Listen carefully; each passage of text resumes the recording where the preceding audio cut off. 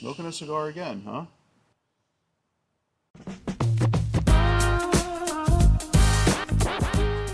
Well, we are back with another Whisky Boys podcast. We are in New Jersey right now at Jeremiah's house. He has a nice little back patio, even though we always don't get to use it because Jersey is way too damn cold.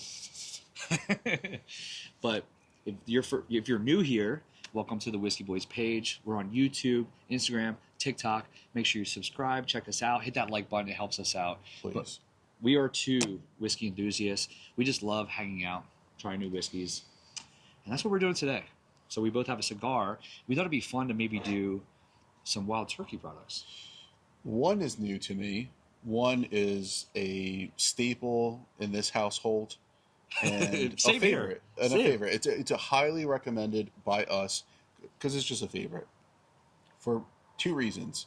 One, makes a heck of an old-fashioned cocktail, whatever. Yep. Two, great neat pour.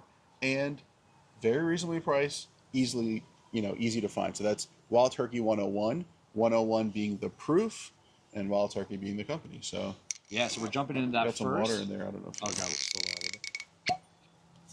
bit. Yeah, jumping into the Wild Turkey 101 first. What does it go for nowadays? Because it's gone up a little bit, but nothing too much. I think we're in the maybe $30 or something like that. 28 something. Seriously, we always say that if there's a bottle to recommend for people out there that are looking for a budget bottle that is under $30, I mean, Wild Turkey 101 gives you that punch. It's a higher proof. Like he said, you can use it in cocktails. Definitely a great bottle to have on your bar cart. It's personally my top 5 favorite under 30 bottles. And, the higher rye content has a nice spice and mouthfeel, the whole thing. So, A+ for me. Well, let's try it now with a cigar. Yeah, that's a great idea. Since we're halfway through the cigar. Great nose. That's crazy. So last episode of the pod, we were jumping into a bunch of Four Roses, and we were trying some high-end ones. I mean, $60. What's the barrel proof? 80? No, the barrel proof is $100. 89. Oh my God. Or now I see them a lot for 99. And first sip of this, I'm like, this is good. What the heck? And I don't say that about a lot of cheap whiskeys. Like, when you try some of the cheap ones, you go, I get it. I get why this is $20. But for $27, damn, this kind of tastes good up to my cigar. And it's funny, too, because my cigar is a little bit heavier, so full body. And it's kind of pulling out this nice tea note from... So, there's plenty of spice. Like, without a cigar, you're going to get more spice. Plenty of caramel, vanilla, that kind of stuff. Maybe a little toffee, like that, very sugary. Toffee, for sure. But it's getting, I'm getting a nice tea note from this. So, not unsweetened tea because of the spice in my cigar. Kind of does both, cancels those out, and then pulls out the black tea note. What's your favorite Wild Turkey product you've ever had? Ever? Yep. How about more recently? I'll say that. Sure, make it easy. Because ever, that's kind of, there's so many. But more recently is actually the Master's Keep, the Voyage. Whoa. So that was the, I struggle with them because of the price. If price wasn't an issue, I love them. But the Wild Turkey, the Master's Keep collection, their annual high-end limited release, they had a Voyage, and they finished in Caribbean rum cask. Dude, so I've been loving those. The spice of this gets toned out by the sweetness of the rum cask. Really, really nice. I just had a chicken cock. I know you did. And it was in a Caribbean rum cask finish, and it's an expensive bottle. It's like almost $200. Wow. Right? Yeah. Wow. And I remember being blown away. Had it with cigar too. Okay. Yeah, downtown Austin. Yep. So those Caribbean casks, you ever see those? Some of them are good. There's another big one out there that I think that's Caribbean cask. I'm going to go Scotch side. Okay. Balvenie, 14-year Caribbean cask. One of my favorites as well. Is the barrel seagrass Caribbean cask? They might use some rum cask in that. Some sort of rum potentially, because it's a Caribbean rum, but I don't know. They do some brandy in there. That's a crazy brandy. one. Yeah, dude, I say this all the time. Barrel Bourbon puts out some crazy releases. They're one of the brands that I go, yeah, you're gonna spend. I mean, it's like $80, whatever. But you can just pick up a bottle and you'll be pleasantly surprised no matter what you grab. One of my favorite, the 5-year one was really good. The Tale of Two Cities. It was a coconut rum or something with. Oh man, those are great. I actually don't know because I don't drink anything under 10 years. Yeah. So, and if the bottle costs less than $50, I don't drink it. I know that about you. I forgot it. I forgot that. So yeah, let's just never talk about cheap whiskeys again. All jokes aside, this Wild Turkey 101 is just hitting the spot. I mean, is it our favorite under $30? Well, let's think about it. Buffalo Trace is under $30. Yeah, I usually, just because of the proof point, Wild Turkey 101 or Buffalo Trace. 101. That's crazy. Yeah. I'm trying to think what else comes to mind. Evan Williams Bottled and Bond or Wild Turkey 101. 101 for sure.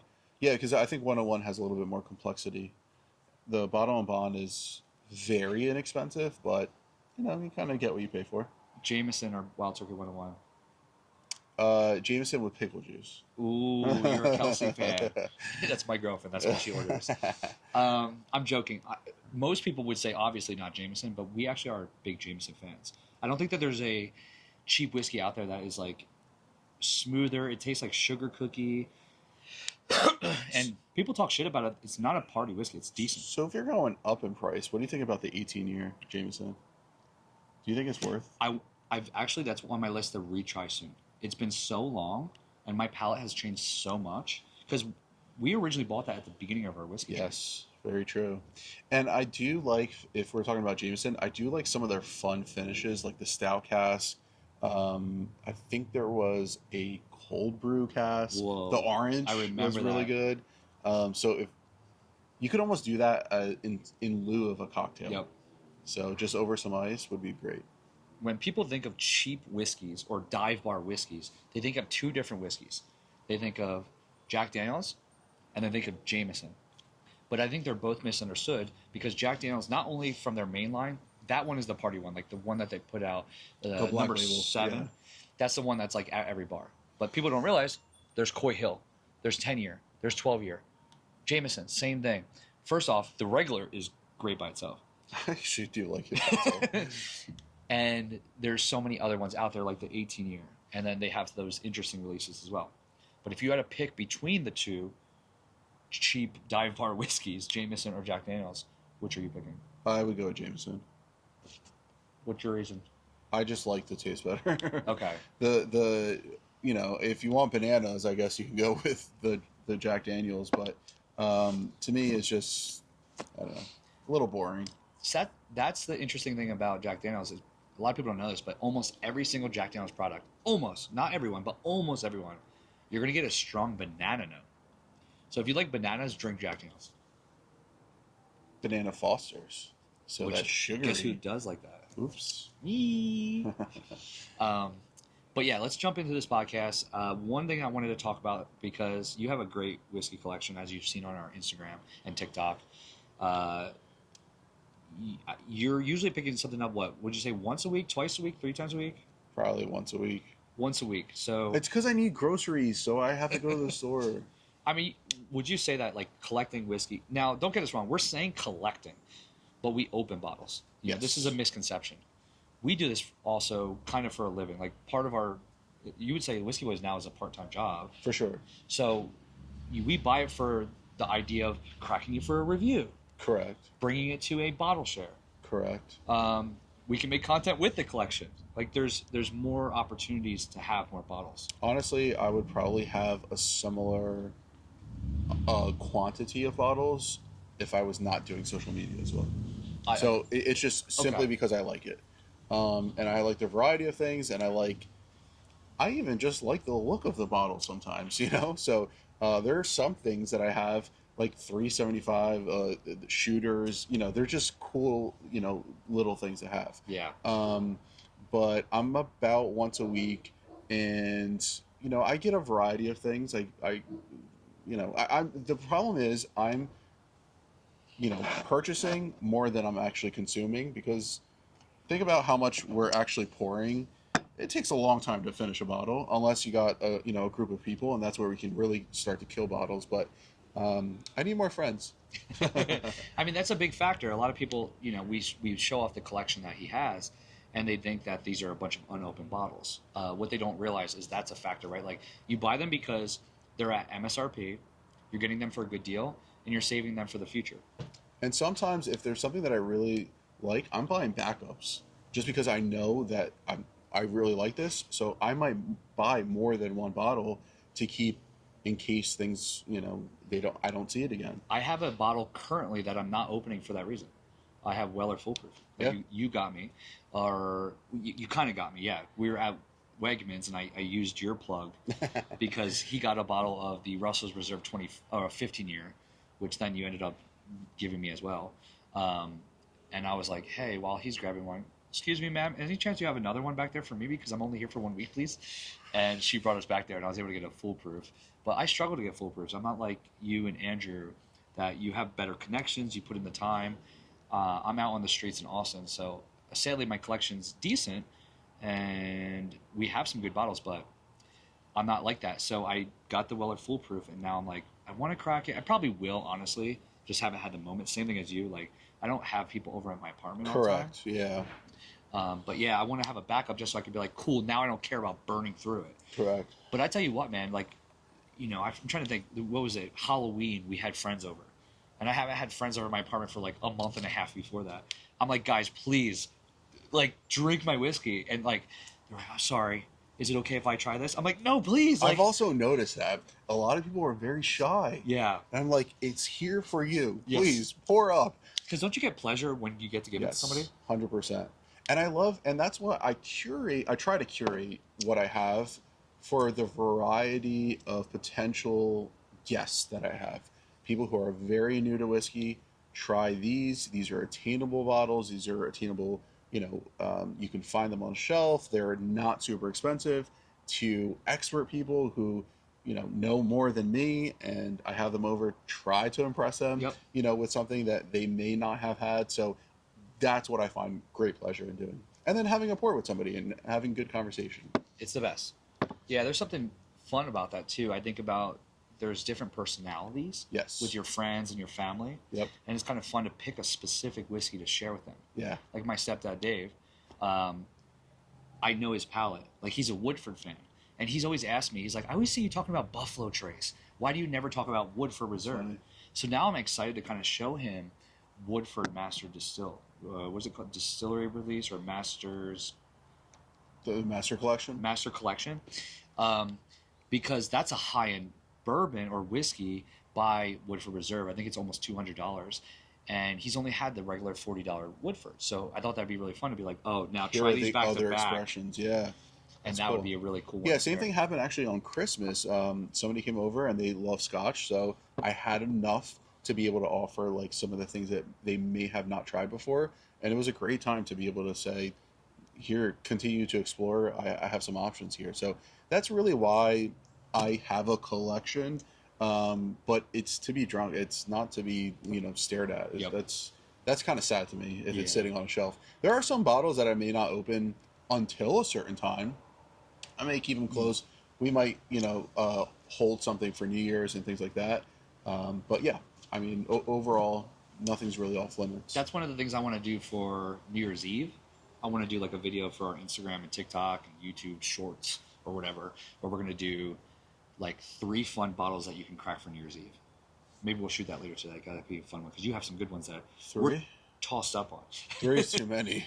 Well, we're not going to crack them all, but we're going to say 3 good options. Because I mean, we can spoil a little bit. What were we thinking? I had 2 that I know from looking the other night. For me, so New Year's Eve is special to me because 1, we both get to reflect on a great year we had, but 2, we get to talk about the goals we have for 2025. And for us, I always like joke and I think about The Great Gatsby because he makes a quote in there. He's like, my life has to be like this. And sometimes I think it's a problem because I view that as a good thing. But then I really think about it deeper and I go, okay, I think I'm addicted to this. Where like it's almost negative. Like, hey, dude, it's okay if you stayed like this one year. I know. But I'm like, if it's not like this, I start to get depressed. And if you just use the pours that you've had this past year as an example. Oh, yeah. your pinnacle, your peak. I don't know where you go from here. Are but you like leading yourself to failure? Because if you don't match how great you did the year before, that's not a good thing. you got to put the pressure on Buffalo Trace to come out with something even crazier. And we were saying this because the last episode I was talking about trying Eagle Rare 25 year. So I'm like, what do I try next year? You know? But yeah, so we were looking at some bottles in his collection, and there's two for me that I've never tried that I thought would be fun to crack for New Year's. And I also think it's relevant to the idea of celebrating. The first one was the Remus. Oh yeah, Instead of Gatsby. Yeah, and I think about the Great Gatsby. Yep. There's something fun about that. I think that's unique to New Year's. That could be a really fun one. I've heard some people say some of those releases are like super spectacular. Another one was I've never had a purple top. You've had some purple tops. I've never had a purple top Willet before. Yeah, I have a 9, 10, or 11 purple top bourbon. So those, and they're pretty high proof too. So that'd be fun to like do the 9 or something like that. Yeah. Anything that comes to mind from your collection that you can think of that we're like, oh, that New Year's might be a good one to crack? Not really. I mean, if I got some Pappy this year, I probably would have did that.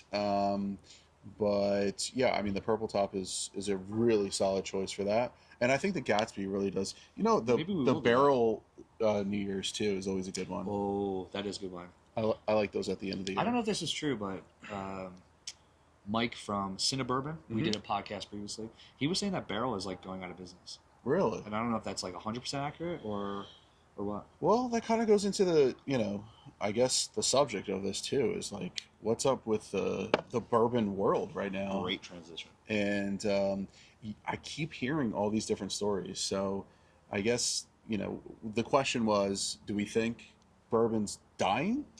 That's what people are saying. Like the bourbon hype train that started 2010, 2015. Because don't get me wrong, there's going to be whiskey enthusiasts that you'll find that have been doing it since the 90s. And there's going to be people before that. But the hype chain, like where it really started getting insane, where people are searching liquor stores all over, I would say started around that 2015 mark. And, there's going to be people that argue maybe 2010. But point being, there's a big argument out there right now that it's not as popular. Bottles are sitting on the shelves. Allocation prices are dropping, which is a great thing for us. Yes.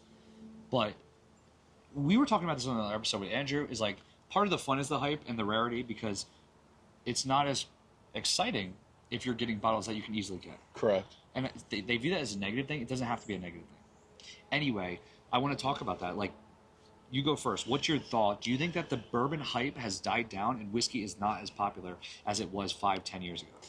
I think that tequila is taking some of the marketplace share. So tequila is becoming more popular, which is allocating more dollars to that than bourbon. I think in general, whiskey probably will never go away. It just will always be, have a large market share. But, I think there's Kings every year. Wine for a long time was that. I think tequila is becoming more popular. However, I think bourbon is softening. I don't think the market is as strong anymore, and you can see that in secondary prices. So you think it is true? Yeah, and then unfortunately, I think the cost of everything. So shipping, fuel, glass, COVID really hurt some of that. COVID blew up the popularity. Yeah. But then what happened was the actual supply chain was affected between workers, the actual glass manufacturers, the shipping costs, all of those things. So you think inflation is real? Inflation is only 1%. It's a myth. Yeah, that's a whole nother subject. But what I think too is there's a few problems. I think it's the amount of iterations of something. That was going to be mine, but I'll dive into that when there's just too many special releases, and it's overwhelming. There's too many choices, so that spreads things thin. The cost of things, you see that with Kentucky Owl, who recently just went out of business. They folded, and I think their cost was just too high for what they were producing or what they were delivering. pretty yummy product, but for what you were paying, probably doesn't work out. So I think you're going to see that amongst other craft brands. Mm-hmm. The big boys are going to stay around for a long time. Yeah. They just have the money. Buffalo Trace. And I think what happened is you have the giant companies that own, these LMVH, and they have so much money that they can just plow it into new production and everything. But I think it's definitely an issue. So That was a great. it's a good thing for us because now maybe we can find, and they are producing more. Yes. But the amount of production that's going out with the costs, things are sitting. Maybe they're more attainable. I feel like Russell's 15 is attainable. Is attainable? Well, yeah. I mean, for not everybody, but yeah, it was attainable. Yeah, you have to get it for $250. But like I've been seeing it a lot, especially in Austin. The first batch of 13, I think, was harder than 15. Yes, exactly. But I think it's because not everybody is saying, "Yeah, I'll buy it for $250." Yep. And I think that question, we see that with Master's Keep. That was 150. I think it started out at. Now they're at $285, $290, $300 MSRP. Dude. And so you're going to see those sit more often. The Blood Oaths, Midwinter's Night Dram, $99 a few years ago, $199, $150 today. People just don't want to pay that. Man. And that was going to be kind of my opinion on it, is that there is this whole thing of like new whiskey distilleries opening up. I'm seeing it just in Austin. Like everybody wants to hop on the train.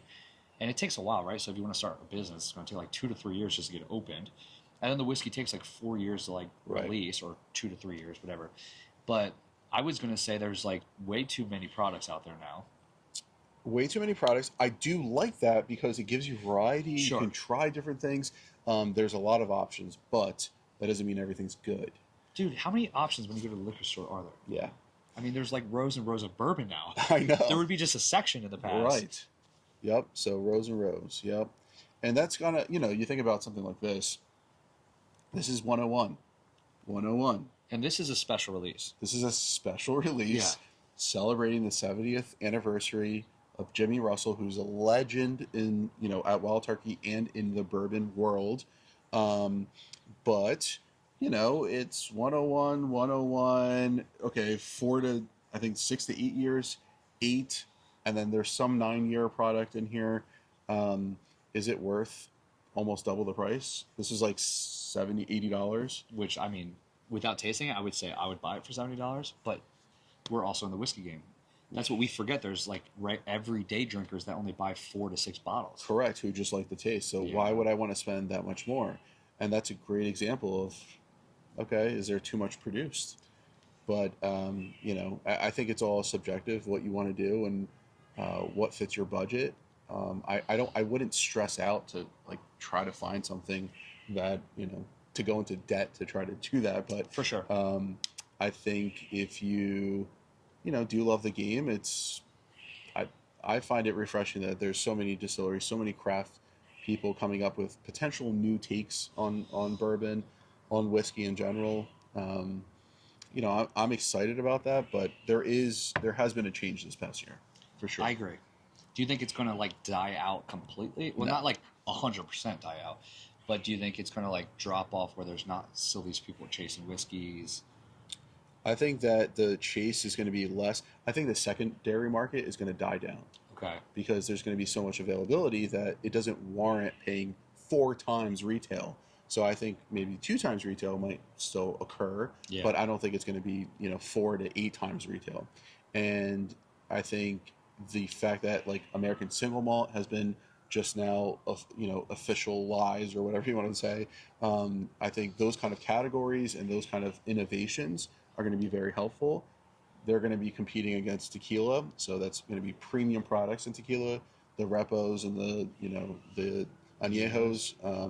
So that's going to be a competition, but they're different tastes. They're different tastes. Yeah, I mean, realistically, tequila is not similar at all to whiskey. We always joke and say, like, the añejos and the reposados are, like, aged. Are similar because, they got aged. They got a little pepper in there, a little woodiness. Like, but realistically, they are different things. 100%. That's such a fascinating thing. And I feel the same way. I don't want it to completely die out. Yep. Because that makes me sad. We love this as a hobby. We love the communities that we meet, the bottle shares. We're big believers that like you can meet friends over whiskey, you can share memories over whiskey, and I even get said like half of my friend group in Austin aren't like big whiskey drinkers. I have like 2 guys that are like, I'll try it, but nobody in there is like super excited to like share the collection. So if that completely died out where there was nobody out there, I would hate that. Fair. And I was even saying like to Andrew the one day, I said, do you think you would want these bottles as bad if like nobody was chasing for them? If like each seller barrel proof was out there, you'll buy 3, let's say if you find it for MSRP on the shelf right now. But if let's pretend they were always on every shelf of every liquor store, you'd be like, I'll just buy one because I know I can get it whenever I want it. True. And you might not even be as like crazy about getting another once you finish it. True. But part of the game is like who has the best bottles. Now, obviously, we only buy what we enjoy. Yes. But that's the thing. Like Pokemon, collect them all. That was a big like thing. It's like whiskey hunters are playing a Pokemon game. Yep. All right, well, let's dive into this next one here. Let's try it. I cannot believe how much I liked the first one. I said to him, I was like, let's go get a cheap bottle and then a good bottle. But this is so good. This is cheap and good. Yeah. So Wild Turkey, 70th anniversary, 8-year-old whiskey. I actually was looking forward to trying this one, so let's see. Do you know what you said MSRP is like 70, 80? Yeah. Do you know what secondary is?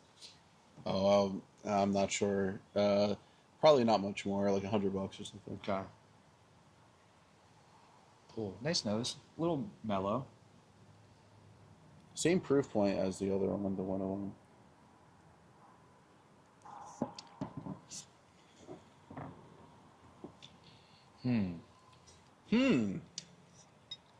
It's definitely there's a different taste to that. It's a very different taste. That's what's like throwing me off a little Whoa, that's kind of surprising. It's like creamier. You still get a little spice. But this is like nutty, like pecan-y. Okay. Versus more like rye for like spice. Mm-hmm. I want to see if they have it on their site, like the specific reviews that they think. Even though I think it's funny, some of these like whiskey sites, you go to their website and they put like nothing. They'll be like spice, and a little bit of warmth. And I'm like, what does that even mean? Whereas I like to go to like other pages to see like their actual tasting notes to see if I agree with anything. Let's see, Wild Turkey, which that's a distillery we have to go to. To honor Jimmy's incredible impact on the bourbon world, Wild Turkey is proud to present the limited edition Wild Turkey Jimmy Russell's 70th anniversary 8-year bourbon. The collector-worthy release is an 8-year-old 101 proof bourbon with an additional blend of 8 to 9-year-old whiskeys, handcrafted from a few of Jimmy's favorite rickhouses. Best enjoyed neat or over ice, this bourbon is a true tribute to Jimmy's legacy. Again, legend. The guy's like 80-something years old, still working. Yep.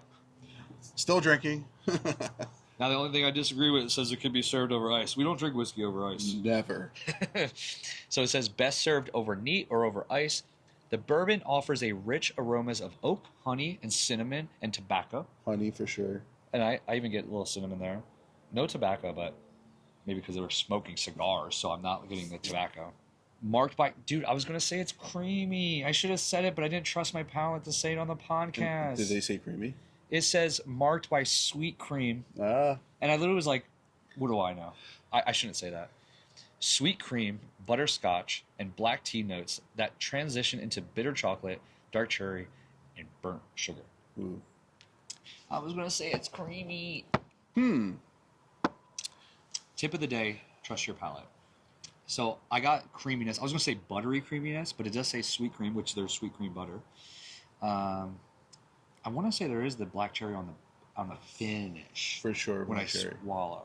That's an interesting trust your palate. First, that first initial, what does it remind you of? Yep. You got to go. I was going to say, dude, I was like, this is super creamy. And I was going to be like, no, I don't know if that's like 100% true. Wow. Any tasting notes that like really pop to you? The black cherry. The black cherry too? Yeah. And with the cigar, like it's taking out some of that spice. So I get the black tea. Very, actually kind of similar to this. The question is, do we spend, let's just say even double, $50? Do you spend double the price As a on this. tater? Yes. Well, it's 8. It means it's better. Yeah. 8 years. It's tough, man. I want to say yes. Well, I'll say this. You see it for MSRP, I think it's a buy. Yes. I don't think you have to go crazy looking for it. I'm not spending 120 on it. No, I don't even know if I spent 100 on it. I wouldn't. And I wouldn't go crazy looking for it. I for wouldn't be stressed about finding it. You see it? Great. It's If a good you buy. see it, great. It's a good buy for sure. Because if you think about like it, what else is there for $80 or $70? It definitely holds up. Yep. But the increase from 101, where you could find anywhere, to the 70th anniversary. I agree. And I'll say if you're a Wild Turkey fan, then do it. For sure. Yeah, that's a big factor, right? Like if you're just getting into whiskeys, there's just so many out there, and these all go into the factoring out whether you should buy something or not. How about that rare breed the other day? Dude, I couldn't believe that. That was really yummy. We were in Philadelphia at one of the best bars, Franklin Mortgage Investment Company. They're a speakeasy. Actually, they were based off of the idea that there was like a huge, was it speakeasy or during the Prohibition? Was it a bar or a producer of alcohol during the Prohibition? I can't remember. I thought it was just a speakeasy bar. Yeah. Okay, so we're pretty sure it was based off an actual speakeasy during the Prohibition, and they were like holding a bunch of stock of whiskey.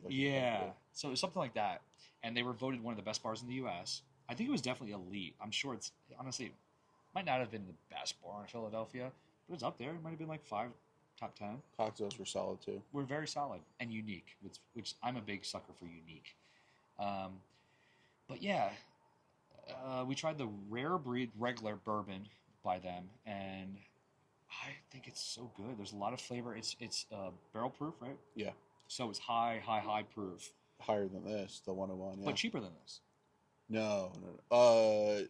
Less expensive than the 70th. Yes, yeah. that's what I mean. Yeah. So like 55, 60? Yeah. Interesting. So would we rather have that?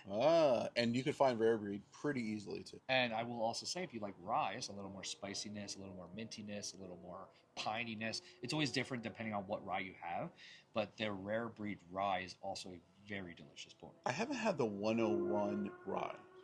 They have a 101 rye. I did not know that. Yeah, that I gotta try. Oh, I have had that. Okay. At a bar. Did you like that over, or did you like the rare breed over the 101? You think?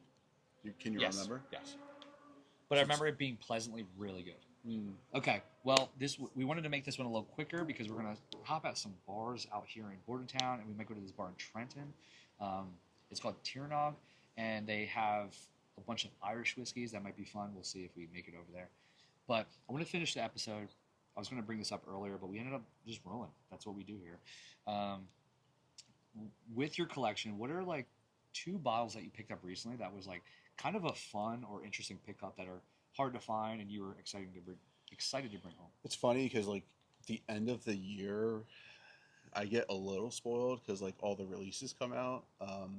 So most recently, and damage to the wallet was Angel's Envy Cask Strength. Oh, that's another one that we can open on New Year's. It's an annual release that we can pick from. But even though they upset me because they don't put it in their coffin anymore, I used to call it the coffin. It's big wood box. Great design. Now no box, you just get the bottle, and it's more expensive. But anyway, got that. And then I got the Stag Junior 24C, so it was their last release for 2024. Okay. Wegmans? Yeah. And then 2 other ones that I got that ended up in your side was the Michter's 10-year rye. I'll take that. And the Old Granddad, which is like a solid, we'll say bottom shelfer. Bottle and Bond, the 114, great stuff. But this one was a 16-year-old. 16-year-old Granddad. Now, we have a story that goes with this. I have 2 questions. One's a question, one's a statement. First off, we got to actually try this at the Centauri headquarters in New York City. Unreleased, like before it was released. Yes, there was even a label on it, and he was like, you can't take a picture of this. You're not allowed to show this to the world because we're still figuring out the details. That was crazy. So that's another reason I wanted to buy it. Yeah. So he I hit him up before I came to Jersey, and I was like, dude, I'm coming back. I can't fly with open bottles. I just want to have like 1 or 2 special bottles while I'm here. Can you look out for me? Oh no, this one was before. The old Grandad was before. Correct. Okay, so anyway, the Michter's 10-year rye he got for me while I'm in New Jersey. I'm cracking it. I'm gonna have that for when I go to like Christmas. I'm gonna have that when I go to my girlfriend's mom's, who also lives in New Jersey. It's just a great bottle to bring around. But he found the old Grandad. Actually, it was when you were in Austin, Texas. I was with you. Yeah, and he's like, it just became available on their website. Do you want me to buy it? And at first, I was a little tossed up because it's a little expensive. Mm-hmm. But the reason for saying yes, because we are people who tie experiences with our whiskey. And to me, the fact that we were able to try that at the Centauri headquarters was just so fun to me. So cool. So cool. So I was like, you know what? I can now put that on my shelf and be excited every time I pour it. I'm going to tell my friends when they come over that story. Yeah. You know what I mean? Like, that's a special bottle to me. My question to you is, have you bought one yet? Are you going to buy one? Okay, I just haven't seen another one Okay, yet. okay. So you got the only one that I found. That's actually kind of crazy. I would think you would sell it. Because I saw some people in Austin getting it. Yeah, I actually did see one more, but it was like $100 more than. Wow. So when we're talking about secondary and all that kind of crap, New Jersey liquor stores can upcharge here. So unfortunately, it was just a little bit too rich for my wallet. But yeah, I mean, I don't think it's that worth more than I do feel that I probably could find another one. Okay. So, if I do find another one, I'm getting it. Yeah, I think it's worth it. I mean, if you're not familiar, Old Grandad is another bottle, especially the bottled in bond or the 114. The 114, yeah. Fabulous. Yeah, that's another great one to get. And I think they're like stopping production on them, but there's a bunch out there right now, I know for sure. Yep. Anyway, I thought this was a fun little quick one to do. We still probably went longer than we wanted to, but that's what we do. We have fun, smoke cigars, drink whiskey. Once again, subscribe, like our channel. We're going to be putting out a ton of content. 2025 is going to be an amazing year. It's going to be a good year. I cannot wait. Well, cheers, everybody. Cheers.